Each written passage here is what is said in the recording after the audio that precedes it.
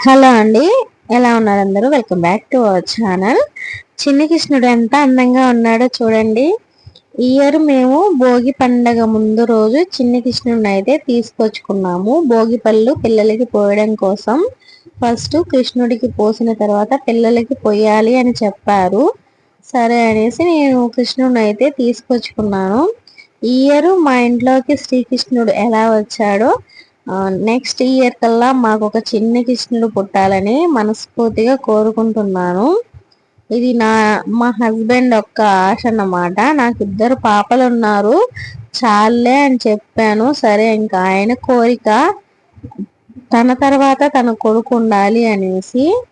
సరేలేండి, దేవుడు ఎలా పెడితే అలాగా. మాకైతే ఒక చిన్న కృష్ణుడిని ఇచ్చేస్తే మేమైతే ఇంకా చాలా హ్యాపీ. నేను, మా హస్బెండ్, మాకు ముగ్గురు పిల్లలు. బాగుంటుంది కదా. ఇద్దరు అక్కలు, ఒక తమ్ముడు. మేము కూడా అంతే అండి. మా అమ్మకి నేను, మా చెల్లి, మా తమ్ముడు అనమాట. మా తమ్ముడికి ఏ కష్టం వచ్చినా నేను, మా చెల్లి తిడతాము, కానీ బాధపడతాము, ధైర్యం చెప్తాము. అలాగే మా ఇద్దరు పిల్లలు కూడా వాళ్ళ తమ్ముడికి ధైర్యం చెప్తారు. ఇంకా వాళ్ళకి ఒక ధైర్యంలా ఉంటుందన్నమాట. తమ్ముడు పుడితే ఒకప్పుడు కాకపోయినా ఒకప్పుడైనా సహాయం చేస్తారు కదండి. సరే, ఇంకా మార్నింగ్ అయితే ధనియాల్లో పురుగులు బాగా పట్టేసి ఉన్నాయి. ఎండలో పెట్టాను. ఫుల్ ఎండ వచ్చిందండి. ఎంత ఎండ వచ్చిందో ఈవినింగ్ కల్లా అంత వర్షం అనేది వచ్చింది. సడన్ గా ఎండాకాలంలో వర్షం పడడం సడన్ గా జరిగిందనమాట. పిల్లలకి నాకు ఒక రోజంతా ఎంత పని చేసినా ఆ పెద్ద టాస్క్ అనిపించదండి. ఈ పిల్లలకి స్నానం చేసేటప్పుడు అనిపిస్తుందండి, చూడండి, ప్రపంచంలోనే దీనికి మించిన టాస్క్ ఇంకొకటి లేదనిపిస్తుంది. స్నానం చేయడం, బట్టలు వేయడం, ఇంకా వాళ్ళని రెడీ చేయడం. తల ప్రాణం తోకలోకి వస్తుంది అంటారు కదండి, అలా అయిపోతుంది అనమాట నా సిచ్యువేషను. ఇంకా ఫస్ట్ చిన్న పాపకైతే స్నానం చేపించి తన రెడీ చేసి పక్కింట్లో ఇచ్చేస్తాను, కొంచెం సేపు పట్టుకోమని. ఇంకా పెద్ద పాపకి మళ్ళీ స్నానం చేపించి తన రెడీ చేస్తాను. ఎలా ఏపిస్తుందంటే మంచం మీద ఎగురుతుంది. కింద పడిపోతావమ్మా, దిగమ్మా అని చెప్పినా వినడం లేదు. మళ్ళీ గేట్ దగ్గరికి పోయి గేట్ అన్ని ఎక్కుతుంది. అప్పటికి అరిచాను. అసలు నాకు ఓపిక నశిస్తుందండి మా పెద్ద పాపతో అరిచి అరిచి అరిచి.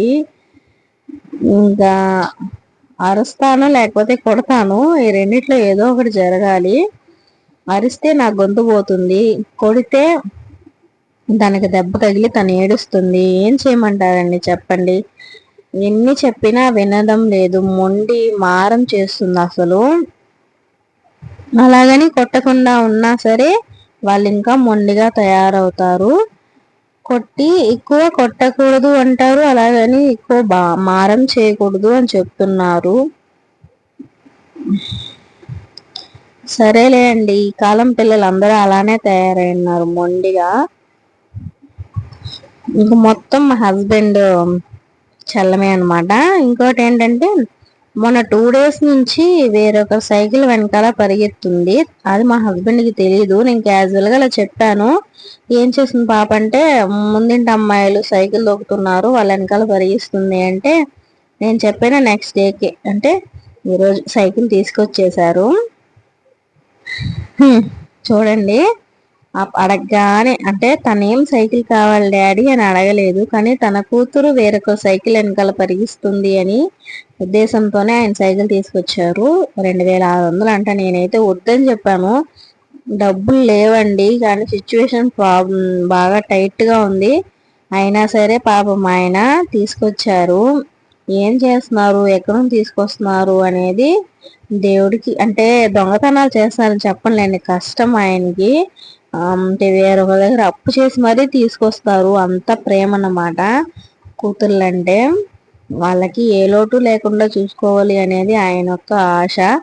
నా ఆశ కూడా అంతే అండి. ఆయన ఒక్కరి వల్లే ఏది సాధ్యం కాదు. సాధ్యమైనంత వరకు ఆయన చేస్తున్నారు. ఆయనకి హెల్ప్ చేయాలని నా యొక్క బాధ. అందుకని నేను యూట్యూబ్ ఛానల్ అయితే స్టార్ట్ చేశాను.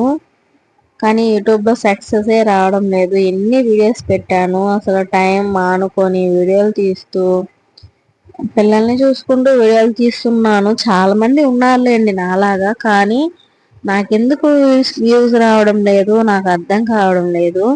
వ్యూస్ వచ్చి వైరల్ అయితే ఎంత బాగుంటుందో కదా. మానిటైజేషన్ అయ్యి కొంచెం మనీ 1000 రానివ్వండి, భలే ఉంటుంది.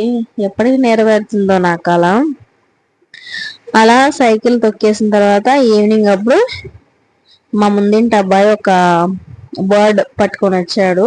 ఆడుకుంటుండగా దొరికిందంట, ఎగరలేకపోతుందంట. దాన్ని అయితే ఒక దగ్గర పెట్టి మేత వేసాము భద్రంగా. ఇంకా ఈవినింగ్ కల్లా ఫుల్ వర్షం. చూడండి, మాకు వర్షం వచ్చిందంటే ముందు మొత్తం తడిచిపోతుంది, లోపలే ఉండాలి, బయట అస్సలు రాలేము, జారుతుందన్నమాట. మా దగ్గర మేక కూడా ఉంది, చెప్పాం కదా వెంట్రుకలు తీసుకోవడానికి తీసుకొచ్చామని. అది కూడా పాపం తడిచిపోతుంది, దాన్ని ఒక మూలను కట్టేశాము. సరే అండి, నా వీడియో నచ్చితే లైక్ చేయండి, షేర్ చేయండి, అలాగే మన ఛానల్ తప్పకుండా సబ్స్క్రైబ్ చేసుకోండి. మీ పక్కన వర్షాలు వస్తున్నాయి, ఎండలు కురుస్తున్నాయి అనేది కూడా కామెంట్ చేయండి. అంతే అండి ఈ వీడియో. Bye bye friends.